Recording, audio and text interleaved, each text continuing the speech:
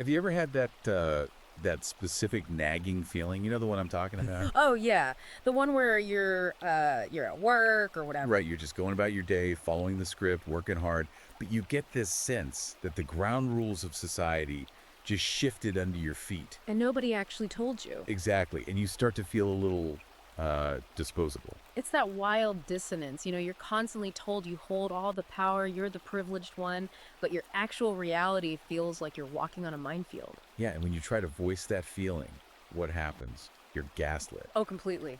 You're told you're imagining things. Or worse, that feeling uncomfortable is just proof of your entitlement. But today, we are diving into a source that says, no, you aren't crazy. You are actually just starting to pay attention. We are, and we're unpacking a truly explosive text today for you guys. It's an ebook called Marxist Hijack: Insidious Feminization, Creeping Cultural Marxism, and Takedown of Western Civilization. Written by Sophie Marie Eve Reichert. And I just have to say right up front, this book is not interested in being polite. Not at all. It is a flamethrower. It really is. So the mission for this deep dive is to look at history through what the author calls the red pill lens.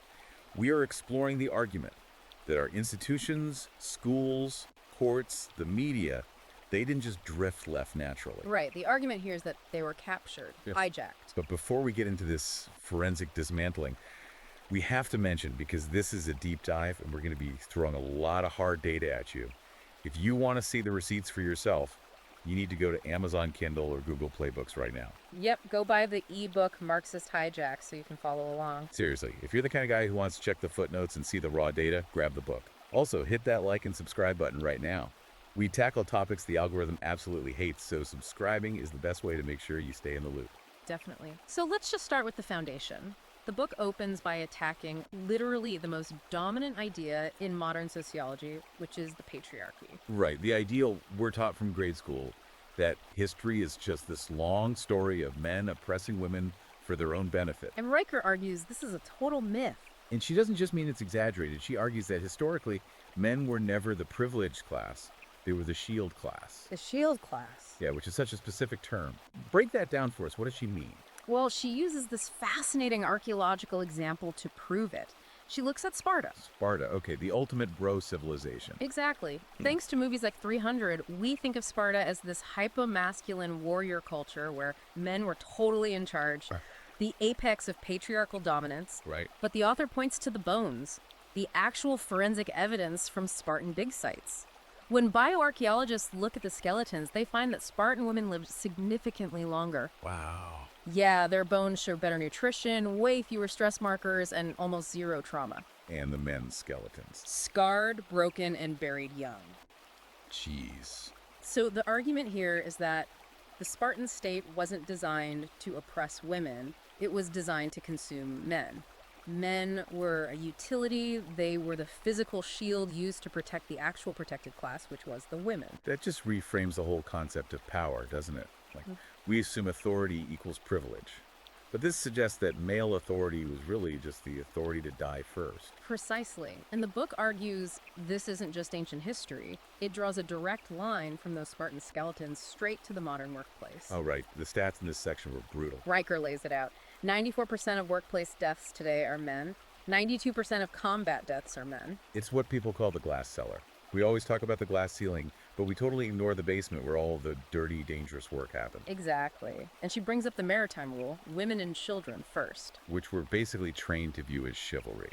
Right. But the book challenges you to look at it coldly. If men were truly the privileged class, why are they the ones expected to freeze to death in the Atlantic so someone else gets the lifeboat? It frames that expectation not as honor, but as pure disposability. Right. If you're the privileged class, you don't volunteer to die. The fact that society expects men to lay down their lives is, according to the book, proof that male life is just viewed as less valuable. But I want to push on the legal history a bit here, because the standard counter-argument you always hear is, well, women couldn't vote or own property. How does the book reconcile the shield class idea with those legal restrictions? This is where the deep dive gets really interesting, especially for the history buffs. The book cites Jones v. Randall and the Property Act of 1870. Okay. The common narrative is coverture, right? That women were essentially the property of their husbands. But Riker argues that under those specific laws, men were effectively financial hostages. Hostages, that's a pretty strong word. Well, think about the liability side of it. Under those laws, a husband was legally liable for his wife's debts and even her civil crimes. Wait, really? Her crimes? Yes, if she spent the family into absolute ruin, he went to debtor's prison, not her. If she committed slander, he paid the fine. So the argument is that women had security without accountability, while men had authority but took on total liability. Exactly. It wasn't oppression, it was a trade-off. A trade-off that the book argues has been completely scrubbed from the history books to sell a modern narrative of female victimhood. So if men were actually the shield class, and the system was historically working to protect women, how did we get here? How did we get to a modern world where masculinity itself is viewed as a pathology? Well, the book argues this wasn't an accident, it was a hijack. That's the title. Right. This is the core political thesis of the whole text. It traces what Riker calls an unholy alliance between feminism and cultural Marxism. Now, cultural Marxism is a term that gets thrown around a lot on the internet, but the book actually defines it through specific philosophers. It's not just a buzzword here. No, it really gets into the weeds. It traces the strategy back to a guy named Herbert Marcuse. He was a philosopher with the Frankfurt School. And he developed this concept called repressive tolerance.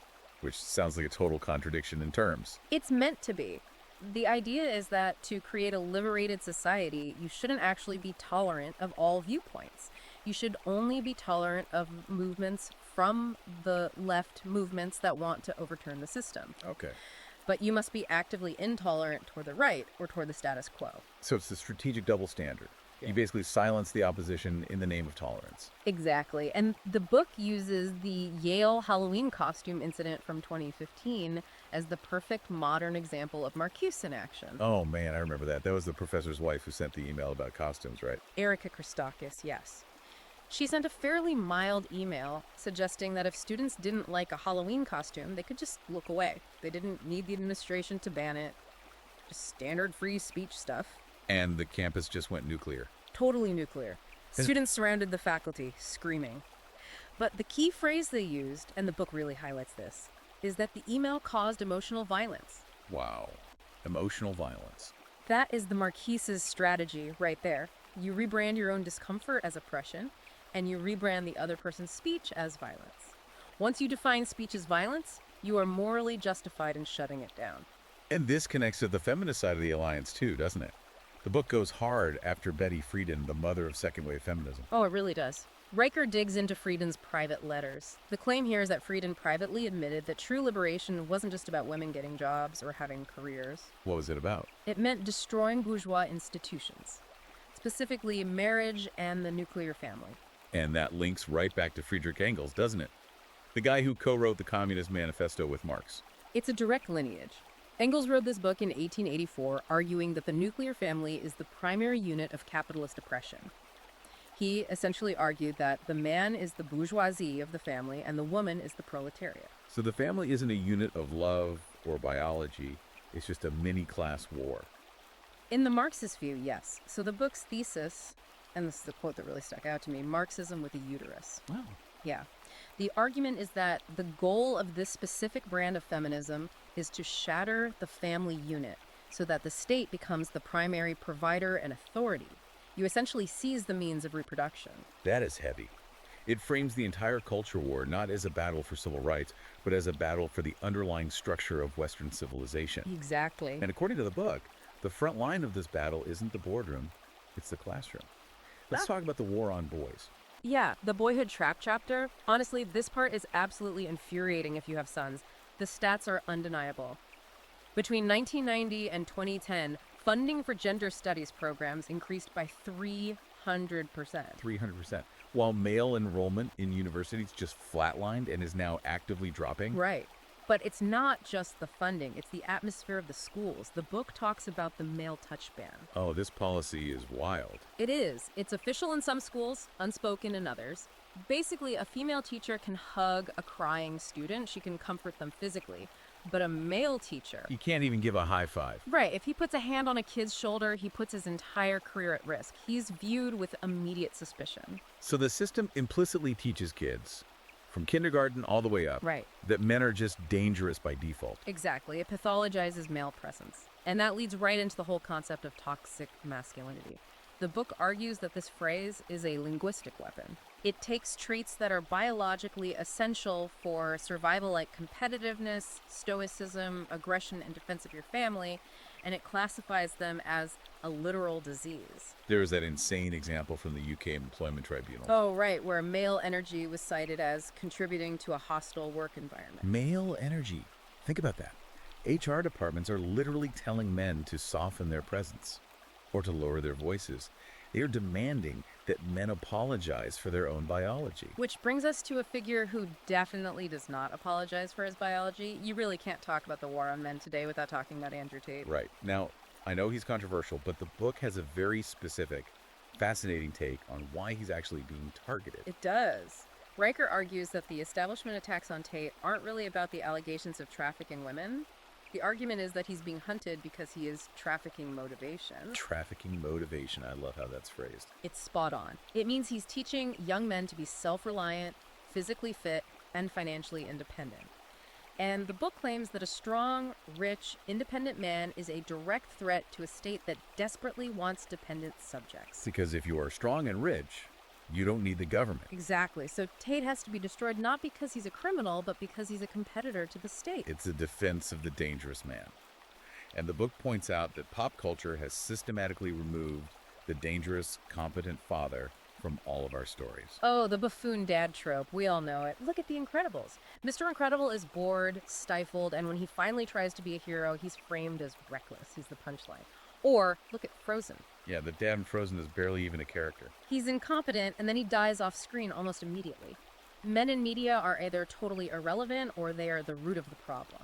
Even in Coco, which is a beautiful movie, the father figure is a deadbeat who requires the forgiveness of the women to be redeemed. Right, he has no moral authority of his own. None. And the book uses Google Enneagram data to back this up. This blew my mind. The usage of the phrase strong father in literature dropped by 68%. While absent father rose 320%.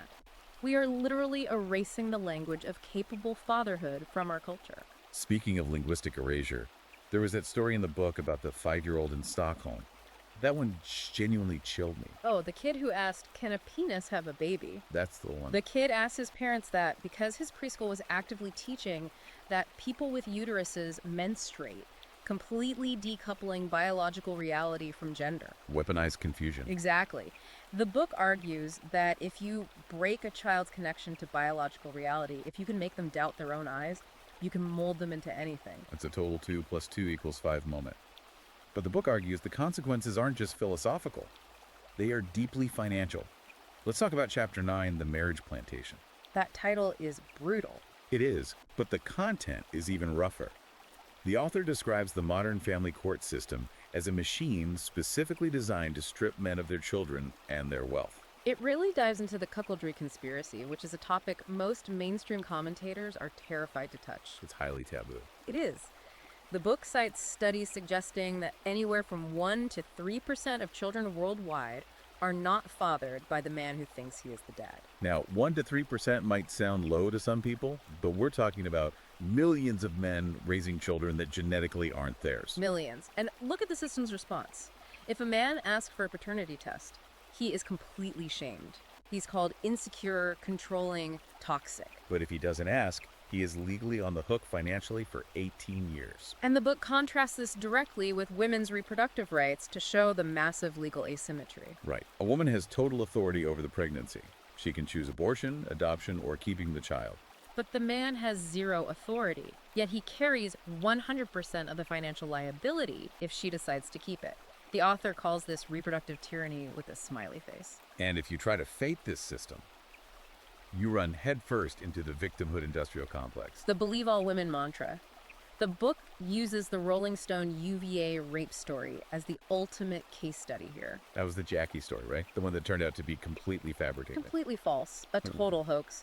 But, and this is the key point the book makes, that story was used to push the Campus Save Act before the truth ever came out. Right.